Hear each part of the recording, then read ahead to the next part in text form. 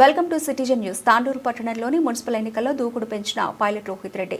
Municipal ఎన్నికల సందర్భంగా pilot Rohit Reddy బుధవారం తాండూరు మున్సిపల్ పరిధిలోని 1, 21, 22, 23 వార్డుల్లో పర్యటించారు. 23వ వార్డులో బీఆర్ఎస్ పార్టీ కార్యాలయాన్ని ప్రారంభించారు.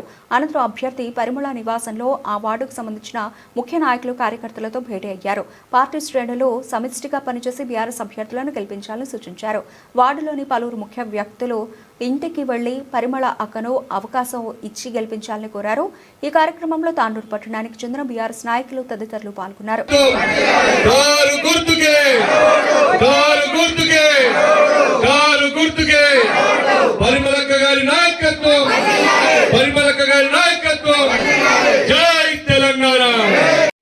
తప్పకుండా ప్రతి ఓటు మీరు కష్టపడండి.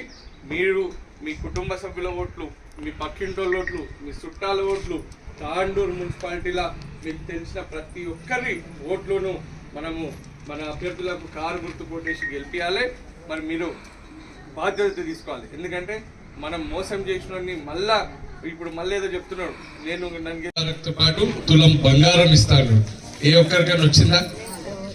వృద్ధులకు పెన్షన్ 2000 కాదు 4000 ఇస్తా అన్నాడు. ఏ ఒక్కరికైనా వచ్చిందా? 500 రూపాయలకు సిలిండర్ ఇస్తా అన్నాడు. వచ్చిందా? ఇవి ఇట్లా ఆశ చూపిస్తే మన పేద ప్రజలు కూడా వాళ్ళని నమ్మి ఓటేసి గెలిపించారు. మరి 2 ఏళ్ల నుంచి ఈరోజు చూసినట్టయితే ఏ ఒక్కటి కూడా మరి అమలు కాలేదు అనే విషయం తెలుసు. అంతేకాదు, మీరు చూసుకున్నట్టయితే కేసీఆర్ ప్రభుత్వం ఉన్నప్పుడు, నేను ఎమ్మెల్యేగా ఉన్నప్పుడు మరి ప్రతి ఒక్కరికి, ప్రతి పేద కుటుంబానికి సంక్షేమ పథకాలు కావచ్చు, గ్రామం అభివృద్ధి, పట్టణ అభివృద్ధి కావచ్చు, ఎంత బ్రహ్మాండంగా జరిగిందో. మీరు నన్ను ఆ రోజు తాండూరు ₹1 కోటి నిధులు ఇచ్చినాం. రోడ్లు కావచ్చు, డ్రైన్లు కావచ్చు, వీధి దీపాలు కావచ్చు, సీసీ కెమెరాలు కావచ్చు. ఈరోజు తాండూరు పట్టణంలో ఇంత బ్రహ్మాండమైన విశాలమైన రోడ్లు వచ్చినాయంటే అది మీ బిడ్డ రోహిత్ రెడ్డి చేసిన ఘనత. ఈరోజు